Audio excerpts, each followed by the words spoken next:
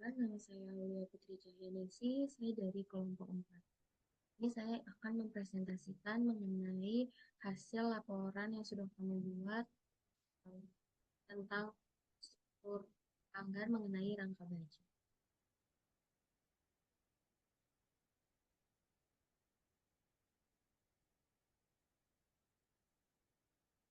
Bab 1, pertama adalah pendahuluan, di mana perencanaan kekuatan struktur bangunan yang terbuat dari baja dirancang dengan untuk bisa mengakomodatif bentang yang cukup panjang dengan pemasangan terbilang cukup mudah dan hemat biaya.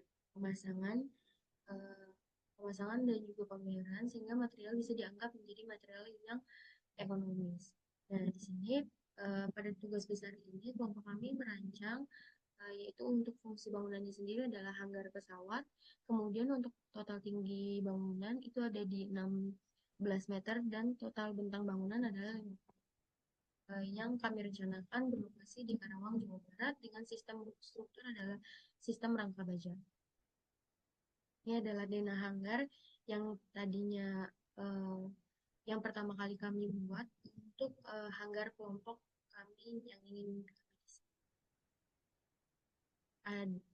ada denah lantai 1 dan juga denah lantai 2.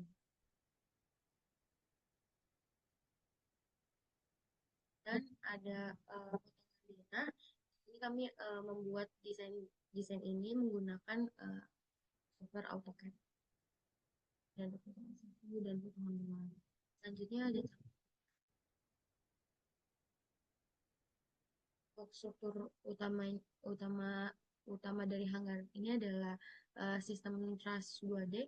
Sistem ini dapat dibentuk dengan menggunakan profil T, wide flank, pipa, dan kanal. Tipe truss yang dipakai merupakan tipe truss W dengan tinggi truss hanggar. Sistem struktur rangka atap truss ini dapat dikombinasikan dengan kolom baja biasa, baja truss maupun kolom beton. Semuanya tentu dengan pertimbangan biaya dapat diakomodir oleh owner. Kemudian ada standar dan peraturan yang digunakan dalam perencanaan struktur bangunan industri. Standar dan peraturan jamak diadopsi antara lain sebagai berikut. Ada tata cara perencanaan ketahanan gempa, struktur gedung non gedung itu di SNI 1726 2019. Kemudian ada beban minimum untuk perancangan bangunan gedung dan struktur lain di SNI 1727 tahun 2020. Kemudian ada spesifikasi bangunan gedung ada di SNI 1729 2020. Kemudian ada persyaratan beton struktural di SNI 2847 2019. Kemudian ada building code requirement for structural concrete itu ada di ACI 318 14. Kemudian ada minimum design work and associated criteria for building and other structure itu di ASCE 716. Kemudian ada specification for structural steel building di ASC 36016. Kemudian ada spesifikasi material yang kami pakai untuk mendesain hanggar di software ATAPS. Untuk profil kolomnya sendiri kami memakai Habim 350 kali 350, tapi kami ganti di aktualnya itu 400 kali 400. Kemudian jarak antar kuda-kuda atau antar rater itu 5 meter. Kemudian ada bentang kuda-kuda yaitu 50 meter. Sudut kemiringannya 6 derajat. Gording yang kami pakai adalah besikan baja kanal 100 kali 50 kali 5 kali 5. Kemudian ada jarak antar boardingnya itu 10 cm. Kemudian atapnya menggunakan galvalum 0,006. Kemudian ada profil balok yaitu BF 200 kali 100. Kemudian ada jenis dinding sandwich panel. Selanjutnya ada alur beban. Setiap bangunan industri hanggar, beban dimulai dari atap. Atap akan menahan beban vertikal yang isinya tuh terdiri dari struktur struktur itu sendiri, kemudian ada beban mati tambahan, beban hujan, serta beban hidup untuk proses perawatan bangunan. Beban lain yang bekerja di atas atap adalah beban angin, dan pada sudut atap yang tidak besar umumnya terjadi angin hisap yang mengakibatkan gaya angkat pada atap. Hanya kita harus merencanakan pembebanan angin itu sendiri di atap. Kemudian pada arah transversal beban gempa akan ditahan oleh mortal. Jadi ada beban gempa yang terdiri dari kolom dan rafter. Sementara pada arah longitudinal, beban gempa akan ditahan oleh sistem rangka dengan tambahan X bracing. Jadi nanti ada bracing di atas dan juga di kanan kiri serta belakang bagian hanggar. Kemudian ada sistem crane. Tipe crane yang kami pakai untuk hanggar kami merupakan crane double girder, eh, crane dengan box girder penampang kotak. Double girder crane dengan box section girder merupakan tipe crane yang dapat dipilih untuk beban angkut dengan kapasitas eh, yang cukup besar dan bentang yang lebar seperti hanggar kami. Crane berjenis ini biasanya digunakan untuk mengangkat mesin-mesin pada bangunan industri. Nah, kami pakai untuk mengangkat mesin-mesin eh, dalam pesawat. Dan hanggar pesawat kami rencanakan masuk ke dalam bangunan kelas kelas C, yang mana bangunan dapat mengalami repetisi beban kurang lebih 20.000 hingga 100.000 dengan siklus pembebanan tertentu selama eh, perkiraan umur suatu struktur atau 1 sampai dengan 5 kali repetisi beban per hari selama masa layan bangunan sekitar 50 tahun. Kemudian ada pembebanan. Pembebanan yang kami input ke dalam etaps ada beban mati, beban hidup, beban hujan, beban angin, dan juga beban gempa. Kemudian masuk ke dalam bab 2, ada pemodelan struktur. Yang pertama, seperti biasa, kalau memulai etaps, pasti langkah awalnya adalah klik new model, seperti tampilan yang ada di layar. Kemudian kita masuk ke tampilan model instalasi, jadi merencanakan parameter yang akan kita pakai atau standar yang kita pakai untuk bangunan kita. Di sini kami pakai SNI 1729 2020 plus AISC 36016, SNI 2847 2019 itu sama dengan ACI 318 14 sampai dengan 19. Nah, kemudian pemodelan struktur, jadi nanti akan muncul tampilan model quick template. Nah, di situ kita pilih bagian blank, kemudian klik OK. Selanjutnya, eh, selanjutnya adalah memulai dengan cara memasukkan satuan yang akan kita pakai pada saat mendesain hanggar. Nah, itu ada di konsisten unit di bagian pojok kanan bawah. Unit, kemudian konsisten unit, lalu masukkan satuan yang akan kita pakai dalam mendesain hanggar. Seperti tampilannya. Kemudian klik show unit form. Nah, ini dia untuk satuan-satuan yang akan kita pakai pada saat mendesain hanggar. Kemudian mulai masuk ke dalam membuat grid dan story etaps dengan cara klik edit di bagian kiri atas, lalu klik story dan grid system, atau bisa dengan cara klik kanan, jadi bisa di bagian klik kanan mouse atau klik kanan mouse touchpad, itu bisa muncul tampilan dan edit stories and grid system. Kemudian akan muncul tampilan add modify grid. Kita masuk ke dalam penginputan grid.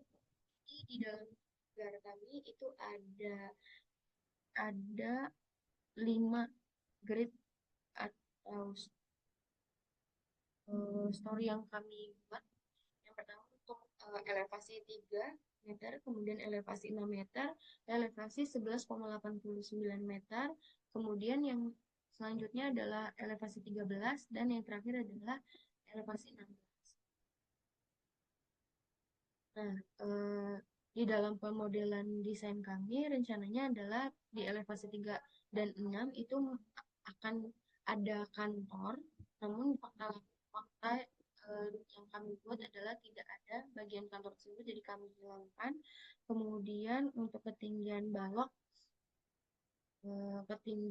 sampai dengan kalau misalnya di elevasi 13 untuk bisa mendesain rafter, tapi kalau misalnya sebelumnya itu kami rancang ada di elevasi 3, 6, dan juga 13.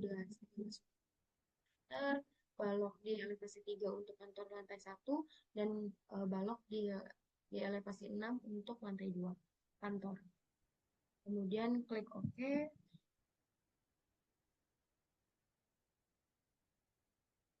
Selanjutnya adalah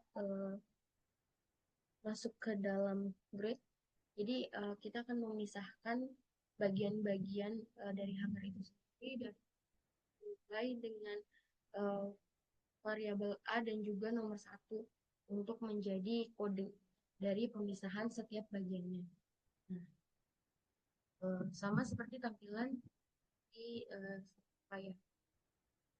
Selanjutnya adalah pemodelan struktur. Jadi kita rancang baja yang akan kita pakai adalah baja dengan kapasitas 37. Dan itu kami sesuaikan dengan properti material yang akan kami buat, maksudnya material-material yang kami rancang. Nah, untuk memulainya adalah dengan klik define pada bagian etaps, kemudian ada section properties, klik frame action, add new properties, pilih bentuk penampang, lalu akan muncul tampilan seperti di depan layar ini, lalu mulai penginputan material yang akan dipakai.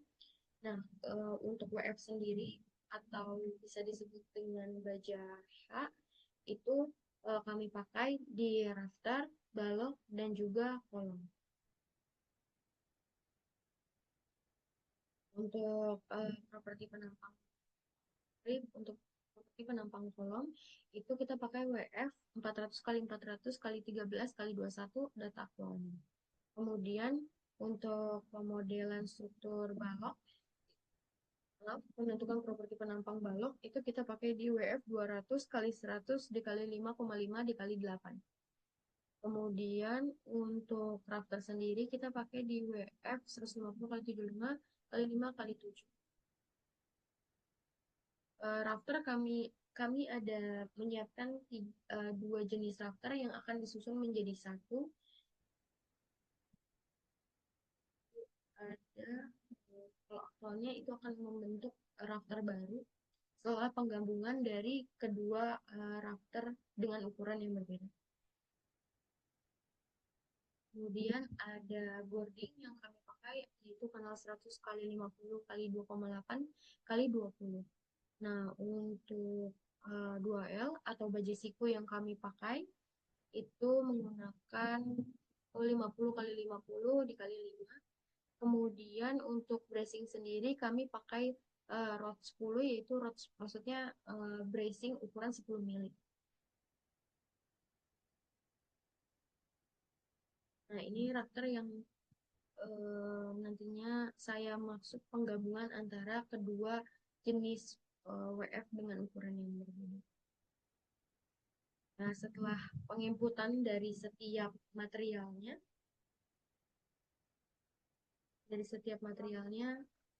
teman-teman bisa lihat di filter properties list yang akan muncul. Kalau misalnya sudah selesai. Kemudian ada yang pertama masuk ke pemodelan kolom. Nah, setelah materialnya sudah kita input datanya, kita bisa mulai penggambaran dengan cara klik draw, terus draw beam atau kolom bracing object, klik draw columns, terus nanti teman-teman boleh masukkan data atau penampang yang dibutuhkan. Kalau kolom kan berarti 400 kali 400 kali 13 kali 21. Nah, kemudian ada yang tadi saya maksud. Nah, yang sebelah kanan itu adalah mengganti join atau mengganti bentuk yang tadinya belum ada menjadi jepit joinnya sendiri. Untuk kolom kita pakainya jepit. Kemudian pemodelan router hampir sama penggambarannya, tapi untuk router sendiri kita pakai snap option. Jadi untuk memudahkan penggambaran kita, kemudian jadi kita buat penggambaran router sendiri di elevasi 1 dengan cara klik draw, pilih draw beams, column, brace, object, dan pilih draw beam. Line elevation. Kemudian tadinya kan kita sudah pisah-pisahkan bagian. Selanjutnya adalah penggabungan kembali dengan cara edit, line join, frame edge, kita extend frame object. Kemudian ada pemodelan, masih di pemodelan router. Nah, karena kita tadi baru router di depan di elevasi 1, kita perlu replicate ke belakang karena panjang dari hanggar kami yaitu 5 jarak dan terbuat 1, maka kita perlu replikat 9 ke belakang dengan ukuran dan model yang sama. Itu dengan cara di edit terus replikat.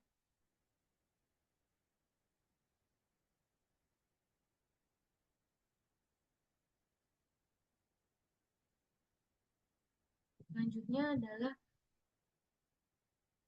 mengisi dari replikat itu sendiri.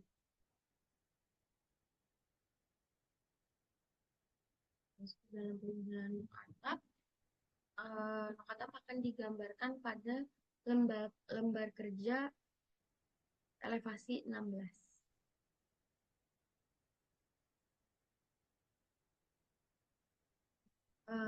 Nah, penggambaran lokator ini akan dilakukan dengan cara sama seperti sebelumnya, yaitu drawing columns, terus klik draw, kemudian lakukan penggambaran dan masukkan properti yang akan kemudian lakukan hal yang sama juga seperti pada saat pemodelan rafter, yaitu dengan cara replicate.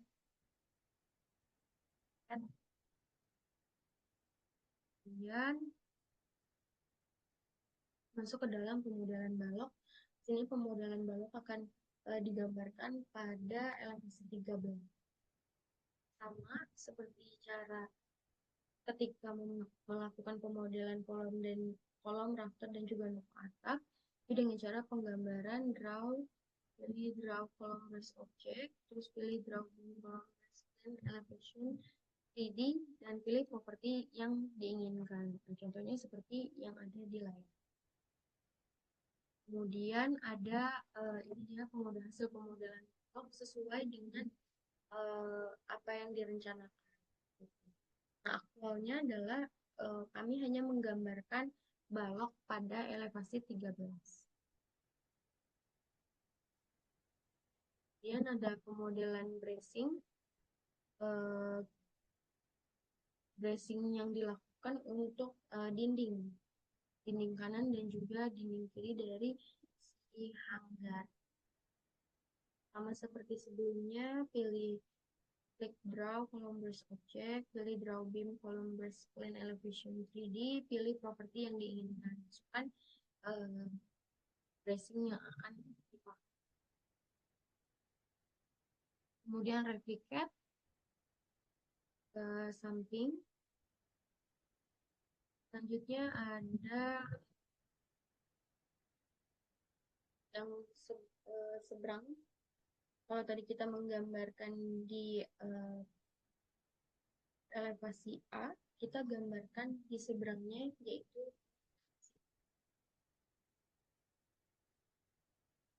Kemudian ada pemodelan Gording. Nah, pemodelan Gording ini dilakukan di elevasi 1. Jadi router dibagi dengan cara edit frame, terus divide frame seperti gambar di layar. Kemudian create section draw dan input dulu properti yang ingin digunakan. Selanjutnya keluarkan post maksudnya dari bagian itu, lalu extrude. Jadi kita akan extrude gordingnya dengan cara edit terus extrude, pilih extrude join to frame. Bukan itu posisi atap kanan dan kiri. Di gambar di layar ini cara cepat dengan melakukan import, tapi untuk jaga-jaga agar tidak terjadi kesalahan, kami membuat satu. Kemudian ada pemodelan crane. Nah, crane ini kita perlu garis pembantu untuk memasang bracket. Jadi crane akan menduduki bracket elevasi 11,89. Nah, untuk memodelkan si crane ini di elevasi 1 dengan seperti biasanya yaitu dengan draw, klik, kita akan membuat garis membantu untuk membuat desain bracket frame.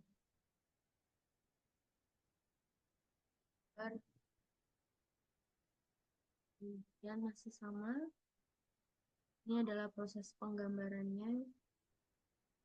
Atur focus nya. Nah, kita di sini menggunakan bracketnya sendiri, kita menggunakan bank.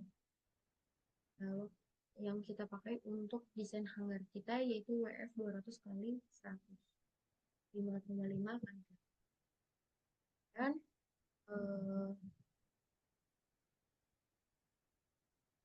nah, setelah kita membuat garis pembantu dan juga bracketnya sudah selesai dan terpasang pada seluruh kolom, selanjutnya kita akan membuat runway dari crane itu sendiri. Karena kan crane jalan, jadi diperlukan garis runway untuk si crane tuh bisa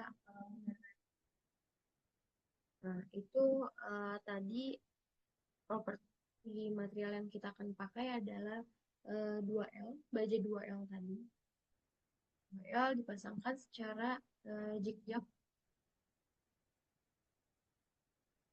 Kemudian ada bracing atap. Kalau tadi kita sudah penggambaran bracing dinding kanan dan juga kiri. Belakang kita gambarkan bracing atap dengan cara membuat satu persatu garis lalu direplikat ke belakang.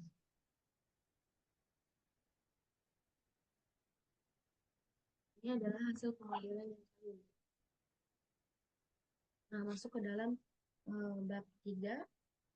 Jadi bab 3 itu tentang pembebanan struktur. Setelah pemodelan selesai, kita perlu memasukkan beban yang tadi sudah disebutkan di awal, yaitu pada saat bab 1. Nah, di dalam laporan ini ada beberapa beban yang kami perhitungkan, yaitu beban mati, beban hidup, beban gempa, beban hujan, dan juga beban angin.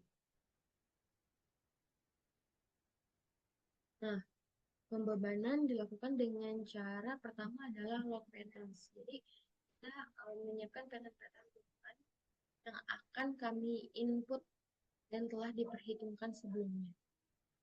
Nah, dengan cara define load pattern dan input semua beban yang akan dimasukkan yang ada di layar. Pertama ada perhitungan beban mati. Perhitungan beban mati seperti ini. Jadi beban tersebut tuh harus kita konversi terlebih dahulu ke beban garis. Karena kita pakainya etaps dan etaps tuh hanya bisa menerima beban garis. Maka dari itu kita ubah perhitungan beban yang sudah kita buat dimasukkan dan dikonversi menjadi beban garis lalu baru diinput ke dalam etaps.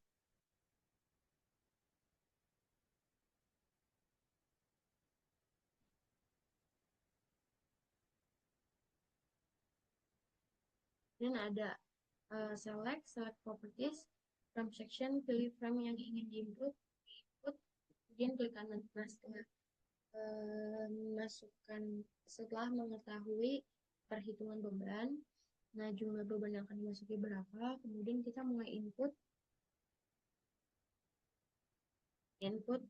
itu dengan cara pilih frame ingin diinput, kemudian show select object dan masukkan beban yang ingin um, yang sudah diperhitungkan sebelumnya seperti gambar pada.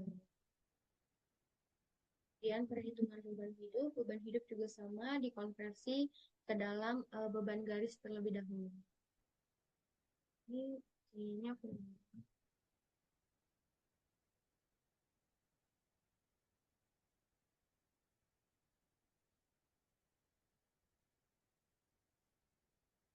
Kemudian ada perhitungan beban hidup sama saja.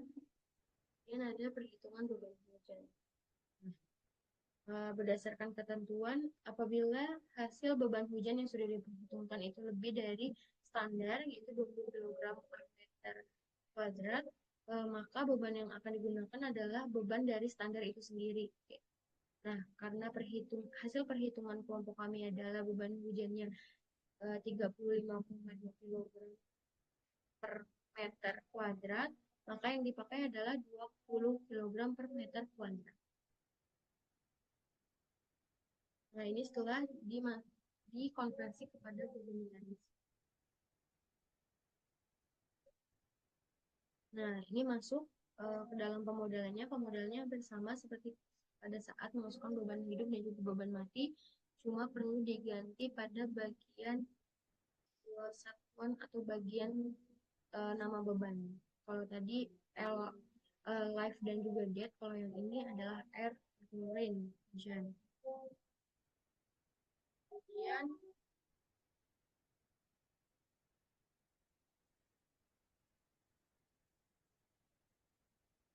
kemudian ada perhitungan angin untuk struktur itu pakai SNI 1727 2020. Nah, kecepatan angin yang direncanakan adalah 73,821. Kemudian itu untuk arah X dan untuk arah Y-nya adalah 85 dengan kategori resiko adalah 2. Kategori exposure adalah B dengan tinggi ujung atap adalah 16 meter dan tinggi kolom 13 meter. Lebar bangunan dari hanggar kita sendiri yaitu 50 meter dan jarak antar portalnya 5 meter. Jumlah portal 10 buah dengan sudut atap adalah 6 derajat. Ini adalah perhitungan beban angin yang sudah kami buat saat sebelum masuk ke dalam pembeban. Nah, ini adalah penginputan beban angin yang sudah diketahui dengan cara load pattern, input beban WX dan juga WY-nya. Jadi kita beri nama untuk angin sendiri, untuk beban angin adalah WX dan WY. Kemudian pilih lateral load ASCE 710. Jadi parameternya kita pakai ASCE 7 strip 10. Kemudian klik modify lateral load. Input kecepatan angin, exposure, dan parameter yang sudah kita ketahui, kemudian klik. Nah, setelah penginputan ketiga jenis beban yaitu SIDL, LR, dan juga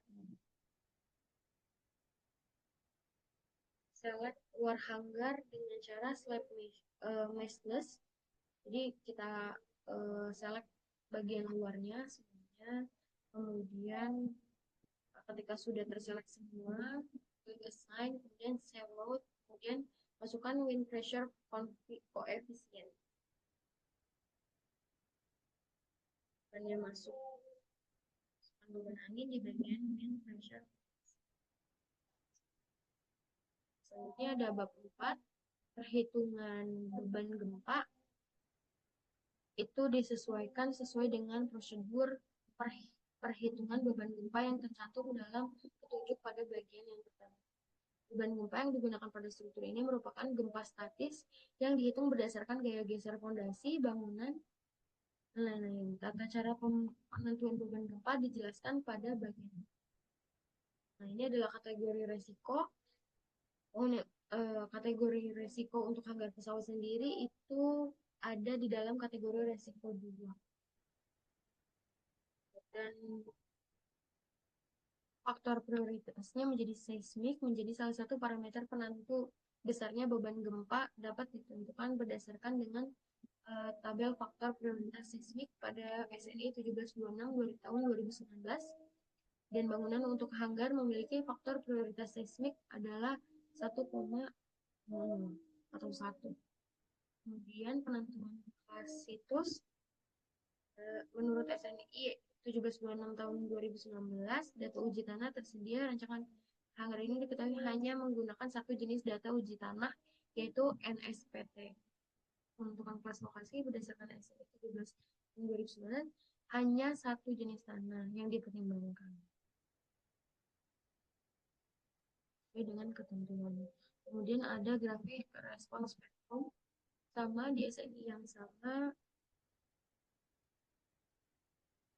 dikembangkan dalam bentuk software. Jadi kita bisa tahu mengenai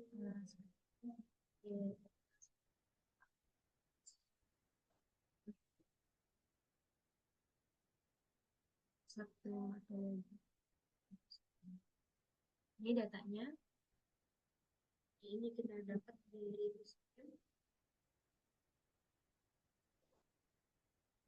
Nah, untuk kategori desain seismik ditentukan berdasarkan tabel 8 dan 9 SNI 1726 tahun 2019.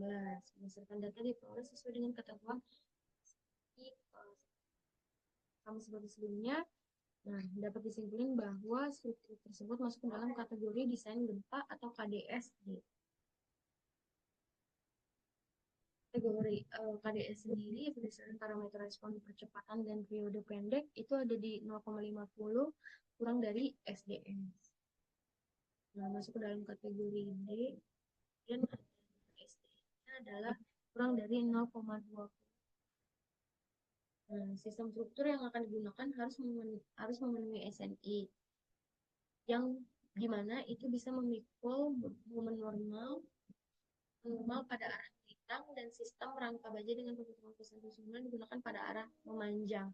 Nah, untuk KDSD, penggunaan sistem struktur baja pemikul momen konvensional diperboleh sesuai dengan pasal 7.2.5.6 SNI 1726 tahun 2019 berlaku untuk struktur yang dirancang satu tingkat di mana beban tambahan atap tidak melebihi 0,96 kN per meter kuadrat.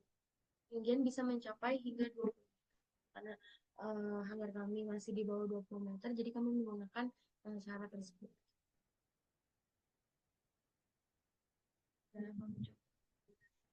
Kemudian penginputan beban gempa dengan cara define, kemudian function response, kemudian klik response spectrum, lalu pilih tipe function yaitu ASCE 716, lalu add new function, beri nama gempa Karawang karena daerah yang kami pakai adalah Karawang. Kemudian ada input eccentricity ratio, kemudian input data gempa yang sudah didapatkan, lalu klik.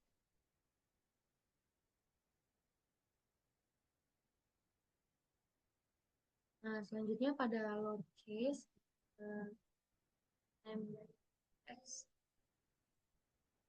X dan juga NAMY, pilih load case lalu kemudian input scale factor yaitu 1400,95, kemudian input eccentricity ratio yang sudah didapatkan sebelumnya sebesar 0,05, kemudian klik OK. Ini berlaku juga antara beban NEY arah EY.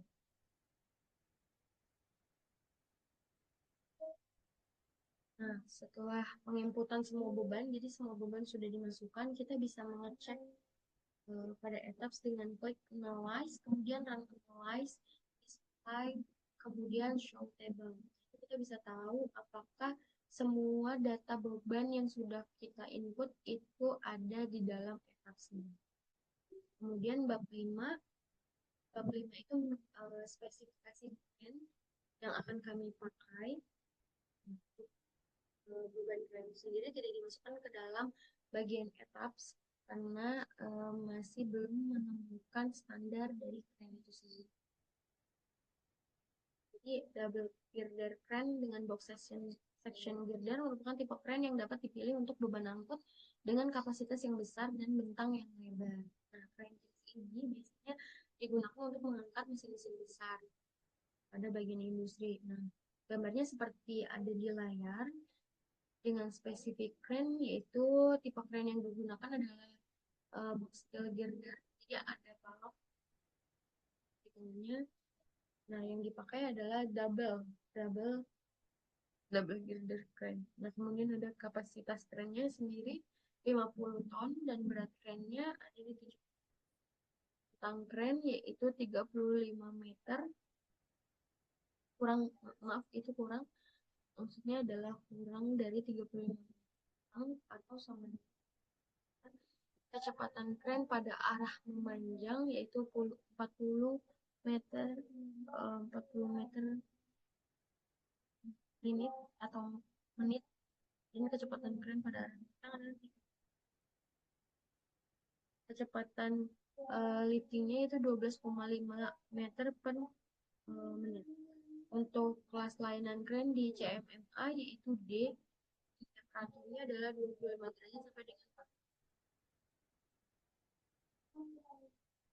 Nah, ini adalah spesifikasi material. Nah, bagian ini menjadi penting agar kita mengetahui spesifikasi teknis, sertifikasi, dan juga karakteristik material yang akan kita pakai. Ada desain consideration, pertimbangan desain adalah bagian yang sangat penting. Ada beberapa faktor yang dipastikan dalam pemilihan frame. Itu ada beban kerja, kapasitas crane, span life, terus faktor keselamatan, kondisi lingkungan, dan juga efisiensi dan kinerja crane itu. Kemudian ada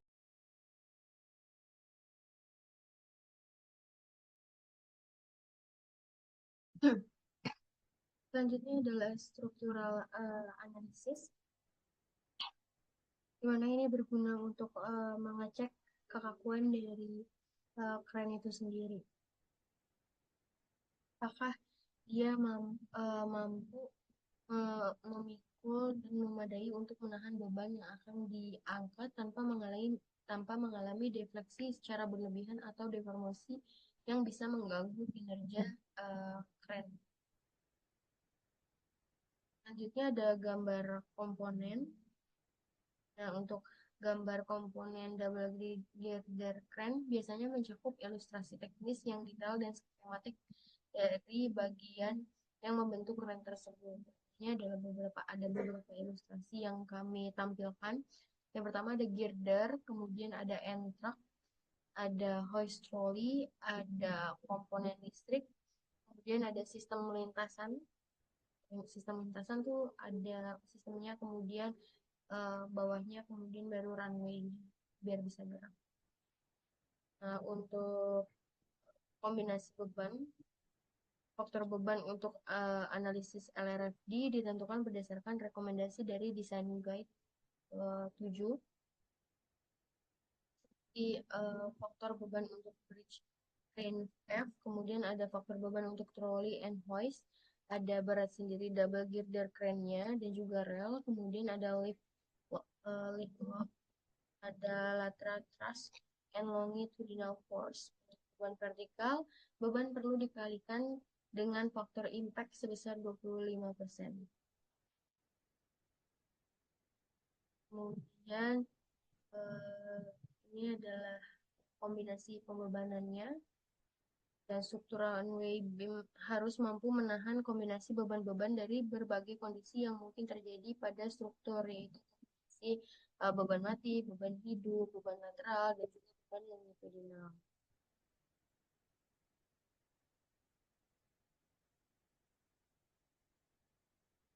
Selanjutnya ada bab 6,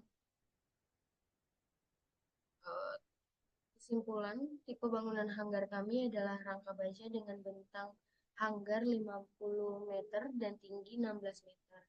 Pesawat rencananya yaitu Boeing 737-300 dengan rentang sayap 28,9 meter dan berat maksimum 61.200 kg. Tipe kren yang digunakan adalah double girder crane. Nah, setelah dilakukan perhitungan, pemodelan, dan juga penginputan beban pada software ETAPS, kemudian dilakukan pengecekan seperti yang saya sebutkan sebelumnya dengan cara run analyze periode. Nah, kami dapati bahwa hasil periode pada hanggar kami itu berwarna merah, yang mana artinya hal tersebut bisa terjadi akibat kesalahan pada saat define material atau mungkin terjadi kesalahan pada saat menginput angka beban pada hanggar yang kami buat. Nah, dapat kami tarik kesimpulan hanggar kami yang kami buat tuh belum dapat digunakan karena belum memenuhi standar perencanaan struktur bangunan akibat kesalahan yang terjadi. Hal ini dapat diminimalisir sebenarnya dengan cara mengurangi ataupun menambahkan dimensi dari penampang baja yang digunakan. Kemudian ada juga dengan pengecekan berulang secara terus-menerus pada saat penginputan angka beban pada hanggar. Itu mungkin saja dari itu saja mungkin dari saya. Kurang lebihnya saya mohon maaf. Assalamualaikum warahmatullahi wabarakatuh.